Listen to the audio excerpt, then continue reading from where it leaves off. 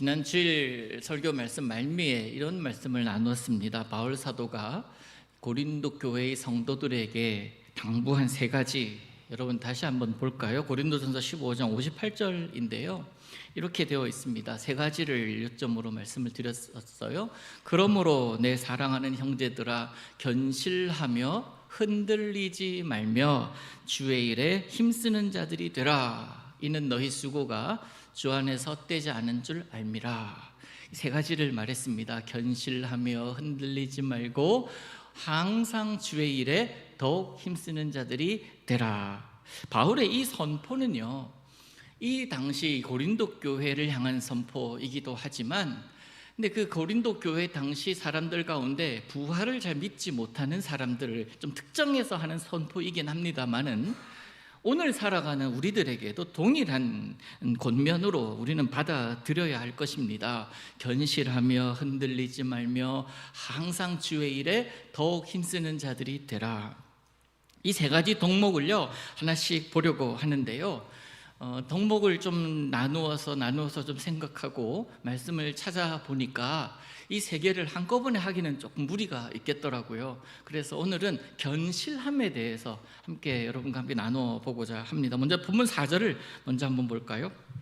제가 읽어보겠습니다. 다시 봅니다. 예루살렘에 이르러 교회와 사도와 장로들에게 영접을 받고 하나님이 자기들과 함께 계셔 행하신 모든 일을 말하매.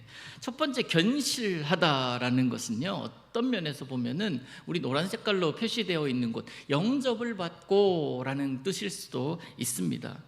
영접을 받는다, 다른 말로 환영받는다, 인정받는다, 영어로 말하면은 웰컴 이라는 그런 뜻이기도 할 것입니다. 내가 속해 있는 단체나 내가 속해 있는 사회, 거기에서부터 웰컴 받는다라는 것은요, 내가 그 단체, 그 사회, 그 곳에서 인정받는다라는 뜻이에요.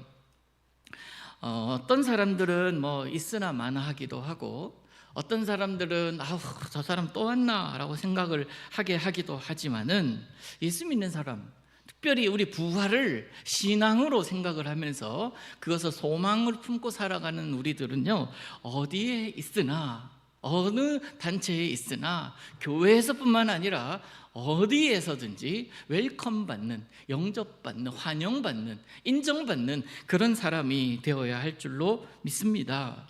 여러분, 그런 사람으로 살고 계시지요? 구체적으로 여러분 대답을 요구하지는 않겠습니다만은 우리는 그러한 가치를 품고 살아가야 한다라는 거예요. 영접받는다라는 것은요, 사리 분별이 있다라는 거거든요. 분별력이 있다라는 겁니다.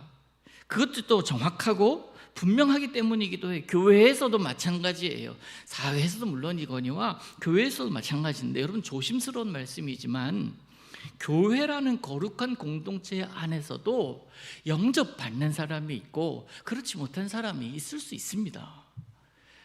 영어로 써서 죄송합니다만 피스메이커, 평화를 만드는 사람이 있고요, 트러블 메이커, 문제를 일으키는 사람이 있을 수 있다는 이야기예요.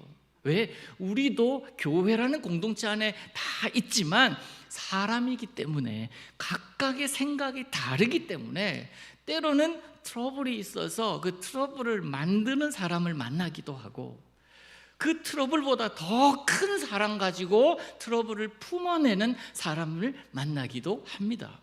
이 교회 공동체도 참 그래서 특이한 공동체예요.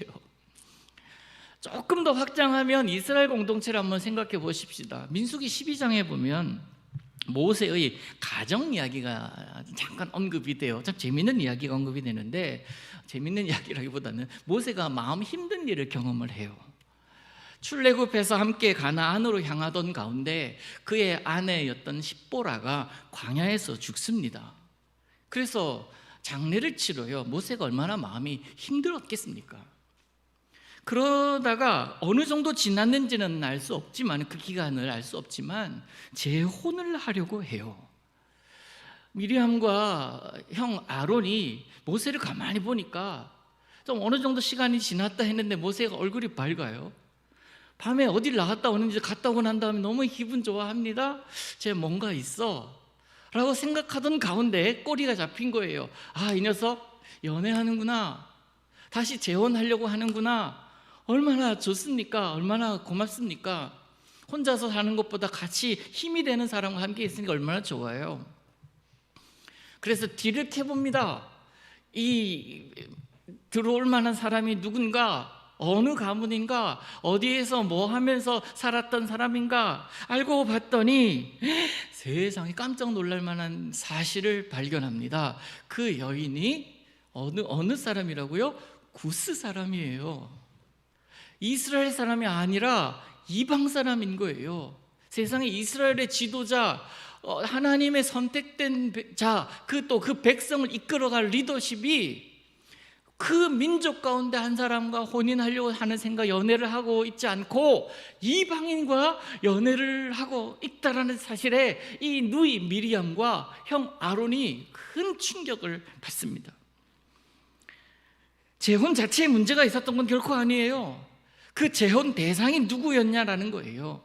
구스 여인입니다. 그래서 누이 미리암이 벌쩍 뛰면서 이건 안 돼, 쉽게 얘기하면 내 눈에 흙이 들어오기 전까지는 이것은 난 이 결혼은 인정 못해 라고 하면서 모세를 크게 막 뭐라고 하죠. 형 아론도 동조하면서 이스라엘 사회에 큰 혼란이 시작이 돼요.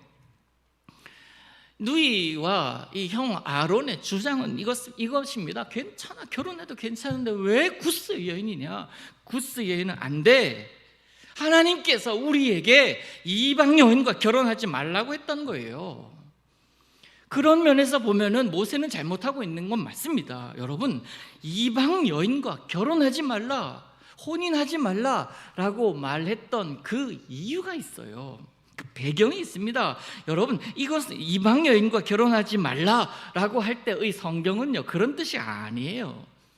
유대인 외에 누구든지 어느 민족이든지 결혼하면 안 돼, 그런 뜻이 아닙니다. 출애굽한 이스라엘 백성들은요, 가나안을 향해 가고 있고 그곳에서 정착하면서 살아야 합니다. 그러려면 가나안 땅에 들어가야 하는데 그 이미 살고 있던 가나안에 살고 있던 그 족속들을 만나게 될 것이고, 하나님은 그들과 통혼하는 것, 그들과 섞이는 것이 싫으시니까 그들을 다 물리치라고 하셨어요. 다 없애라고 하셨습니다. 그들에 대한 가나안 7족속에 대한 하나님의 말씀이에요. 지금 구스 여인이 왜 이스라엘 출애굽하는 그 공동체 가운데 있는 줄 아십니까? 이스라엘이 이 애굽에 있을 때에, 그렇게 노예 생활을 할 때에 그 노예들은 이스라엘 사람들만이 아니었다고요. 그 당시 힘들게 살던 민족들 가운데 구스 사람들도 있었단 말입니다. 그 구스 여인이 이스라엘에 출애굽하는 것을 보면서 우리도 같이 갈게 하면서 나온 족속 중에 하나예요.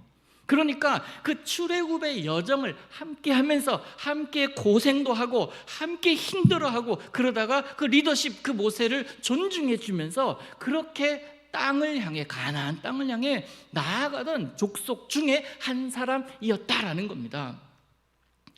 이제 그런데 이 미리암과 아론 같은 경우는 그들과 결혼하면은, 구스 족속과 결혼하면 하나님께서 우리에게 주신 말씀에 어긋난 짓이다라는 이야기, 표면적으로는 맞습니다만 하나님께서 말씀하시는 의도는 그게 아니었잖아요.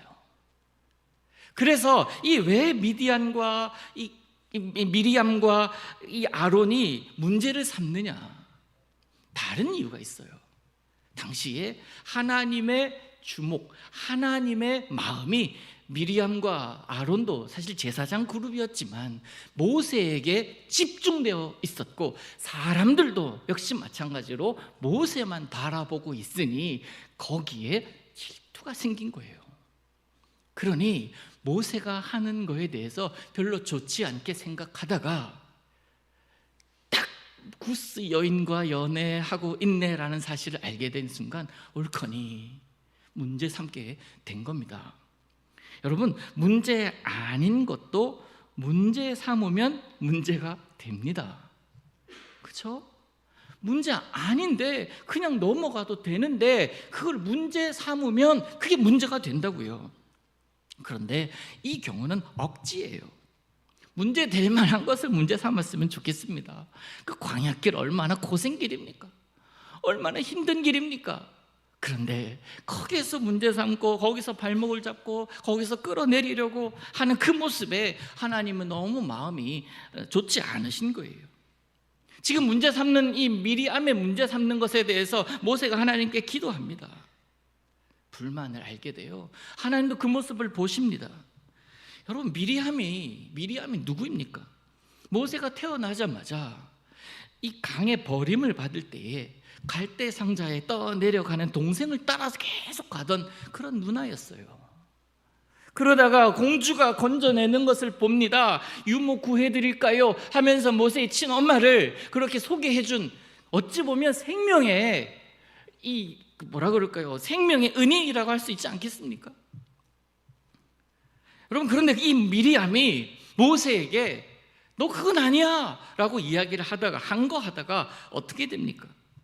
하나님이 그들의 마음을, 진심을 아시거든요. 벌쩍 뛰고 있는지 그 진심을 아시는 하나님께서 그 몸에 나병을 주세요. 너 지금 그런 모습으로 모세를 봐서는 안 돼. 그 미리암에게 나병을 주십니다. 7일 동안 공동체를 떠나 있어야 했어요. 트러블 메이커의 모습이 이런 모습입니다. 자, 오늘 본문으로 다시 돌아가서 1절과 2절을 보겠습니다. 제가 빨리 좀 읽어볼게요. 어떤 사람들이 유대로부터 내려와서 형제들을 가르치되 너희가 모세의 법대로 할례를 받지 아니하면 능히 구원을 받지 못하리라. 이게 똑같은 말 아닙니까? 모세의 법대로 너희 할례 받지 않으면 니네 구원 아니야. 2절 보세요. 바울 및 바나바와 그들 사이에 적지 아니한 다툼과 변론이 일어난지라 형제들이 이 문제에 대하여 바울과 바나바 및 그 중에 몇 사람을 예루살렘에 있는 사도와 장로들에게 보내기로 작정하노라.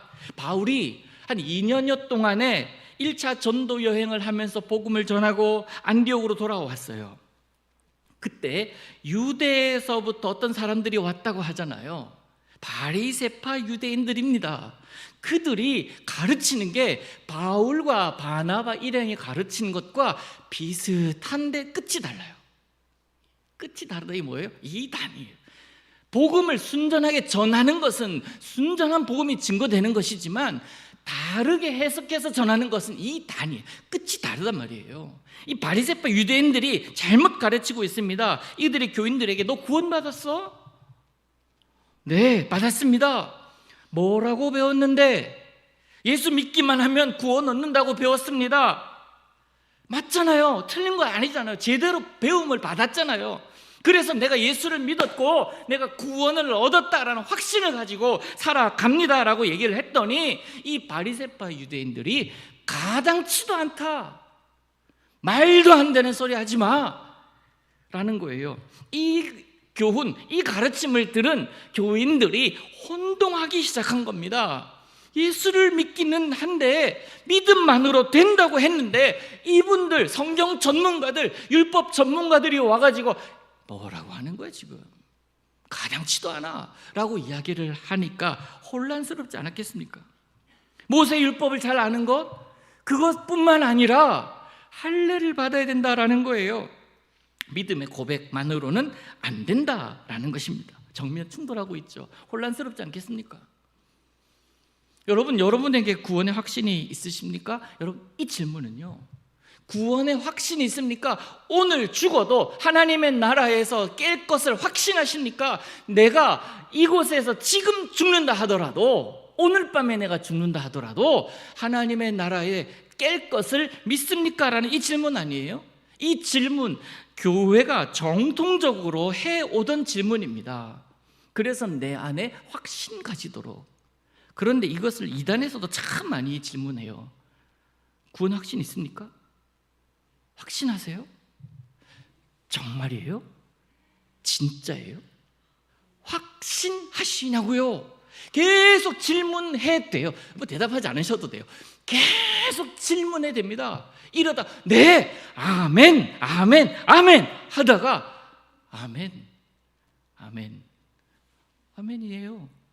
그렇다고요. 점점 목소리가 줄어들어가요. 진짜냐고, 진짜냐고, 진짜냐고 라고 계속 질문하면 네, 그렇다고요. 질문에 대한 대답이 점점 약해져 갑니다. 왜 그럴까요? 확신이라는 단어 때문에 그래요. 나는 알겠는데, 믿겠는데, 예수 그리스도 나를 위한 희생, 죽음, 십자가, 그리고 부활하심 다 믿겠는데 그것을 진짜 믿냐? 진짜 네 인생을 봐서 너의 모습을 보고 네 안에 있는 그 말로 표현하지 못하는 그 악함도 있는데도 그럼에도 불구하고 진짜? 라고 계속 질문이 들어오니까 내가 보이는 거예요.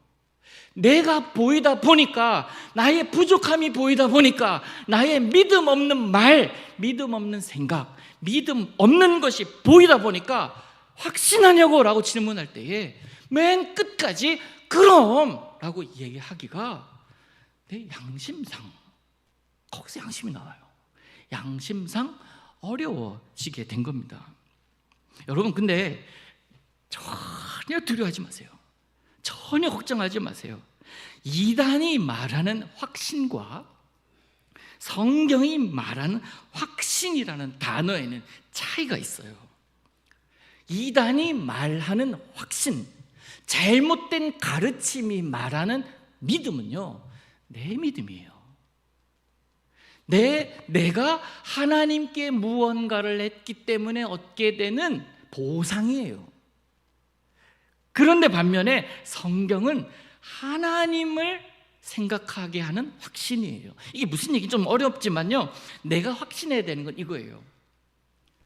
내가 잘 믿어서 하나님의 자녀가 되었다라는 게 아니라, 성경이 말하는 확신은 나의 이런 모습임에도 불구하고 하나님께서 나를 구원하실 것이다 라는 확신이에요. 그러니까 우리가 어떤 찬양을 합니까? 나는 부족하여도 영접하실 터이니. 나는 부족해요. 나는 까놓고 말하면 의인 아닙니다. 그런데 하나님께서 나를 자녀 삼아 주셨다라고 하셨어요. 의인 삼아 주셨다 하셨습니다. 그래서 내가 그 공로로 하나님의 자녀가 된 것이지, 내가 뭘 잘해서, 내가 뭘 열심히 해서, 내가 하나님의 주의 몸된 교회에 열심히 충성해서 그것 때문에 내가 하나님의 구원함을 얻어요? 말도 안 되는 이야기예요. 우리가 가져야 될 확신은 내 확신이 아니라 하나님께서 나를 구원하실 것이라는 확신이에요. 우리 그 확신이 있으면 돼요. 그럼에도 불구하고에 대한 확신입니다. 나는 변해요. 나는 흔들려요. 신앙생활 열심히 하다가 등지는 사람도 우리는 보잖아요. 그럼에도 불구하고 하나님 그걸 기억하신다고요. 그래서 계기를 만드셔서 하나님 만나게 해주시고, 그럼 다시 주의 몸된 교회로 돌아와서 감격스러운 예배를 드리게 하는 그런 모습들도 우리는 보지 않습니까? 여러분, 한 가지 생각해 보셔요. 지금 제가 이 말씀 준비하면서 만들어낸 이야기입니다. 이게 성경에 어디 있냐 저한테 따지지 마세요. 십자가에서 구원받은 한 강도가, 이거는 진짜예요. 강도가 있습니다. 하나님, 예수님 옆에 있는 한 강도. 여러분, 질문, 그가 세례를 받았어요? 그가 성경 공부를 했을까요? 세례받지 않았습니다. 성경 공부하지 않았어요. 구원에 대해 설교를 들은 적 있을까요? 그런데 지금 그거 어디 있어요? 예수님께서 뭐라고 말씀하셨어요? 낙원에 있으리라. 낙원에 있대요. 예수님께서 말씀하셨잖아요. 자, 이제부터 그 상황을 좀 생각해 보는 겁니다. 낙원에 있으리라. 그가 숨이 멎었습니다. 그의 영혼이 예수님의 약속대로 낙원 앞에 섰어요. 천사들이 그에게 질문합니다. 좀 지어봤습니다. 천사니까 이 인간이 강도인 줄 알 거 아닙니까? 그 땅에 살아가는 동안에 어떻게 살았는지 알 것 아닙니까? 세상에, 당신 여기 어떻게 왔어요? 강도가 대답합니다. 몰라요. 제가 여기 왜 어떻게 왔는지 저도 모르겠어요. 천사 입장에서 낙원 앞에 있으니 낙원 문 열어주고 들여보내야 되는데 여기 올 사람이 아닌 거예요. 천사가 이어서 질문합니다. 아니, 당신은 믿음으로 의롭다 여긴다는 이신칭의라는 단어 아세요? 몰라요? 그것도 모르는데 여기 있어요? 행함이 없는 믿음은 죽은 믿음인데 행하면서 살았어요? 천사가 질문할 거 아닙니까? 서로 사랑해야 비로소 제자인 줄을 안다고 예수님께서 말씀하셔서 그렇게 우리는 그렇게 사랑하며 살았는데 그 땅에 살아가는 동안에 사랑하면서 사셨나요? 강도가 대답할 게 없는 거예요. 이신칭이? 행함? 믿음? 사랑하며 자기를 보니까 세상에 그런 건 하나도 관계없는 사람 죽이기나 하고 다른 거 뺏기나 하고 그러다가 잡혀가지고 예수님 옆에서 같이 십자가에 달려있는 그 인생이었단 말이에요. 자기가 생각하기에도 전혀 천사랑 얘기를 하는데 하나도 맞는 게 없어요. 나 그거 비슷하게 좀 살았던 것 같아요 라고 얘기할 만한 아무것도 없는 거예요. 강도는 천사의 그 질문에 눈이 휘둥그레졌을 겁니다. 그러면서 조심스럽게 되물었을 거예요. 그런 게 다 뭐예요? 난 그런 거 하나도 몰랐는데, 난 그런 인생과 전혀 관계없는 인생이었는데. 천사가 다시 질문을 합니다. 이런 것들을 모르는데 여기 어떻게 왔어요?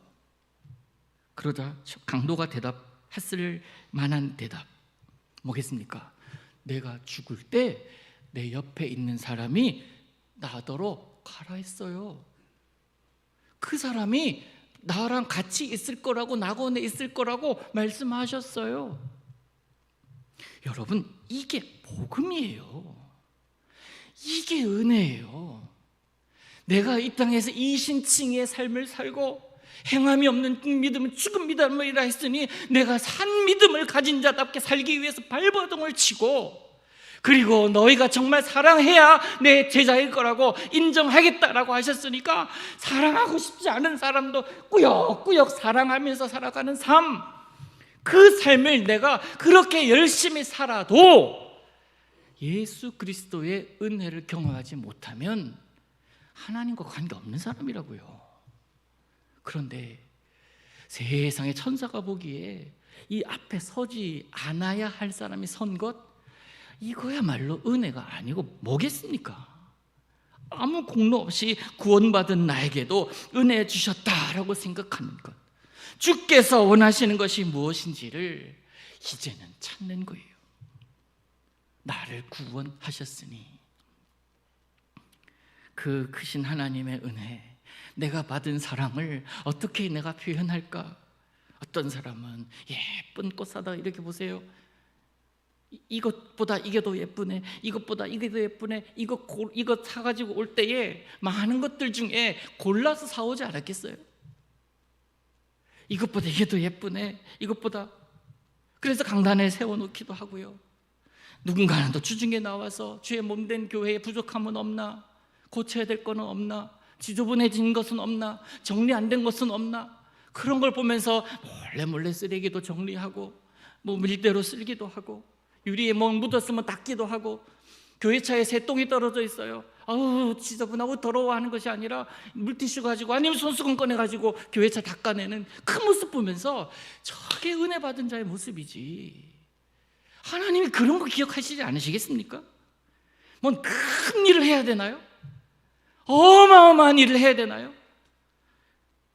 하나님께서 내게 주신 은혜가 너무 크다 생각하면서 나도 모르는 사람인데 불쌍히 여겨서 그들을 돕기도 합니다. 오늘 우리가 직분자를 세우는 건 이 마음이 토대가 되어 있기 때문에 하는 거 아닙니까? 은혜 없는 것 위에 세워봐야 아무 소용없어요. 내가 먼저 은혜 받은 자임이 먼저 확인이 돼야 되고, 그래서 하나님께서 선택하시려고 하고 또 나에게 누군가를 선택하게끔 기회를 주셨다라는 것, 얼마나 큰 은혜인지 모릅니다. 얼마나 감격스러운지 몰라요. 이런 날이 얼마나 기쁜지 몰라요. 이 모든 것 바탕에 은혜가 있기 때문에. 은혜가 있기 때문에. 여러분, 우리가 구원 얻었다고 해서 한 번 얻은 구원 취소되지 않는다고 해서 계명을 안 지켜도 됩니까? 아니요, 더 잘 지켜야죠. 구원 얻은 우리가 죄를 지으면 구원이 취소된다?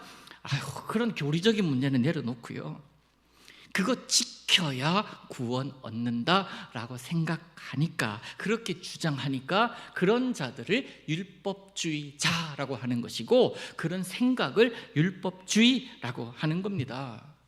부모를 공경하라. 자, 구원 얻었기 때문에 이제 공경 안 해도 됩니까?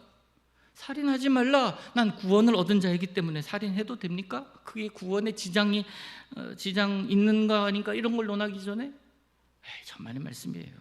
내가 구원 얻은 자라는 사실이 확증된다면 더 사랑하게 돼요. 더 안아주게 된다고요. 더 이해하게 된다고요. 근데 복음이 말하는 진짜를 모르고 믿을 때 오류가 생기는 것입니다. 이런 사람들이 가는 곳마다 문제를 일으키는 거예요. 복음이 주는 자유함이 없어요. 복음이 뭔지를 머리로는 아는데 이거를 체득하지를 못하는 거예요. 너무 안타까운 거예요. 그런 사람들 보면 저는 밤새도록 그거에 대해서 얘기를 하고 싶어요. 예수님이 누군데? 복음이 뭔데? 복음이 주는 자유함이 뭔데? 복음이 주는 은혜가 뭔데? 도대체 뭔지를 말하고 싶더라고요. 실제로 그런 사람들 만나면 앉혀놓고서 그런 얘기를 막 합니다. 복음이 우리를 구속하려고 하는 게 아니라고요. 착각하지 말라고. 오히려 우리로 하여금 자유함을 주신다고. 얼마나 말씀이 좋고 얼마나 말씀이 단지. 바울은 그 문제를 명확하게 해결하는 사람 아닙니까? 우리도 그렇게 서야 할 줄로 믿습니다. 자, 견실함의 첫 번째 증거가요, 영접받는 자, 환영받는 자, 웰컴, 인정받는 자라면 두 번째는요, 그의 기쁨이 그의 안에 있는 자. 그러면서 그 기쁨을 나눈 자. 3절을 보십시오. 다시 봅니다. 맨 끝에 주께 돌아온 일들을 말하여 형제들 다 크게 기쁘게 하더라. 옆에 사람을 기쁘게 하는 자, 그게 견실한 자예요. 자, 이 기쁘게 하더라, 이 문장 잠시 여러분 기억해 두시기를 바랍니다. 제가 반대되는 이야기를 할 거예요. 예루살렘 교회가 어마어마하게 부흥했습니다. 크게 부흥했어요. 그 부흥은 가히 말할 수 없을 정도로 엄청난 부흥입니다. 그런데 그렇게 교회가 부흥되어 갈 때에 충격적인 사건 하나가 발생합니다. 아나니아와 삽비라 부부, 자신의 재산을 다 팔았어요. 그런데 헌금을 했어요. 그런데 죽어요. 여러분, 초대교회의 모습은요, 자기 재산 다 팔아서 가난한 자들에게 나눠주고 필요한 자들이 그것을 취하면서 하루하루 살아가던 그런 공동체였습니다. 사도행전 2장에 그게 나오잖아요. 그때 아나니아와 삽비라 부부도 우리도 그 무브먼트에 동참하겠다, 그 모습에 동참하겠다 결단합니다. 재산을 다 팔았어요. 그런데 내 생각에 너무 이거 다 드리는 건 너무 아까운 거예요. 그래서 절반 딱 떼어놓고 절반만 베드로 앞에 가서 드립니다. 베드로가 질문합니다. 이게 전부냐? 이 질문에 아나니아가 베드로 사도님 용서하십시오. 제가 믿음이 아직 부족합니다. 다 팔긴 팔았는데, 그런데 다 드리기는 아직 믿음의 양이 부족해서 반만 가지고 왔어요. 반만 드릴게요. 반은 차차 내 믿음이 생기면 그렇게 좀 드리기를 원합니다 라고 말했다면 상황은 달라졌을 겁니다. 그런데 아나니아가 네, 전부입니다 라고 베드로에게 거짓말을 해요. 그랬더니 베드로가 아나니아에게 너는 나를 속이는 것이 아니라 성령님을 속인 것이다 라고 하면서 그 자리에서 죽어요. 그 아나니아가 죽은 사건에 대해서 성경은 이렇게 결론을 짓는데요, 사도행전 5장 5절을 보면 이렇게 얘기를 합니다. 아나니아는 이 말을 듣고 그 자리에서 쓰러져서 숨졌다. 이 소문을 듣는 사람들은 모두 크게 두려워하였다. 아까 제가 말씀드렸던, 머릿속에 염두에 두시라고 했던 크게 기뻐하더라와는 완전히 다른 상황이에요. 크게 기뻐하게 하는 사람이 있었던 반면에 크게 두려워하게 하는 사람이 그 공동체에 있더라는 거예요. 사랑하는 여러분, 우리 교회 공동체에, 또 여러분이 속해 있는 공동체에, 어느 공동체에든 기쁨을 주는 여러분으로 사시기를 축복합니다. 두려움, 무서움, 불안함을 조장하는 것이 아니라 기쁨 주는 자, 그 자가 바로 견실한 자예요. 바울과 바나바가 그렇게 논란이 되었던 구원 문제를 두고요, 베니게와 사마리아 땅을 거쳐서 예루살렘으로 올라가는 중에 교회마다 방문해서 간증할 시간을 얻어서 간증을 합니다. 예수 그리스도를, 복음을 증거합니다. 그러면서 그 땅들에 교회를 막 세워나가요. 그 교회를 통해서 사역자를 세우고 그 교회를 통해서 예수 그리스도의 복음이 증거되고 있어요. 많은 사람들이 주님께 돌아왔습니다 라고 선포합니다. 많은 사람들이 얼마나 그 얘기를 듣고 기뻐했겠습니까? 하나님께서 그렇게 하셨습니다 라고, 우리를 통해서 하셨습니다. 내가 기쁨을 준 게 아니라 복음이 그들을 기쁨을 주었고 복음이 그들에게 기쁨이 되었으니 이것이 얼마나 큰 영광입니까? 우리 모두가 그렇게 하나님께 영광 돌리는 자 되게 해달라고 그렇게 기도하십시다, 그런 삶을 사십시다 라고 바울 사도가 선포했을 때에 그곳에 있는 사람들이 다 기뻐했어요. 복음이 해져 나간다는 그 소식을 듣고. 근데 그 바울 사도가 이야기하는 주체가 뭐냐는 거예요. 내가 그렇게 복음을 전했더니, 내가 그렇게 그들을 위해 희생했더니, 내가 그들에게 헌신했더니가 아니에요. 하나님이 나를 통해서, 하나님이 우리를 통해서, 하나님이 우리 감천 교회를 통해서 영광 받으시고 기뻐하신 동시에 우리 교회의 모든 성도들에게 복음이 전파되니 기쁘고, 우리를 통해 내 이웃의, 내 삶의 자리에 복음이 증거되니 기쁘더라. 이것이 하나님께서 하신 일이 아니고 뭐겠습니까? 우리 모두 하나님께 영광 돌립시다 이러면서 박수 치는 거예요. 지금 치자는 게 아니에요. 그때에 그랬었다라는 거예요. 물론 우리들의 삶에도 그런 간증들이 가득해야 될 줄로 믿습니다. 살아있는 예수 그리스도를 증거하는 사람들이니까 기쁨이 가득하고, 언제나 하나님이 하셨다, 주어가 언제나 하나님일 때 일시적인 만족, 일시적인 기쁨이 아니라 영원한 만족, 영원한 기쁨을 누리는 자라는 거예요. 여러분, 그 사도 바울의 고백이요, 우리의 고백이 되어야 될 줄로 믿습니다. 하나님이 자기들과 함께 계셔 행하신 모든 일을 말하매 우리가 가는 곳마다 복음을 전했습니다.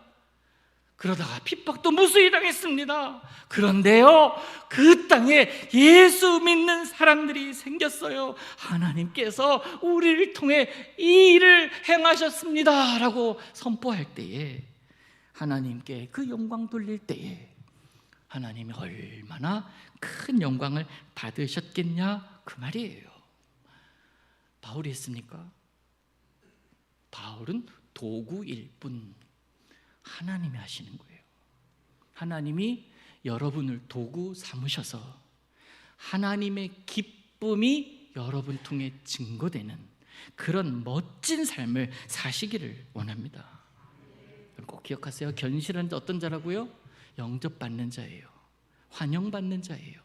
두 번째, 기쁨 주는 자입니다. 기쁨 줄 때 어떤 기쁨이에요? 하나님이 주시는 기쁨, 하나님이 주어가 된 기쁨, 그걸 증거하는 자들, 그 자가 견실한 자라는 것입니다.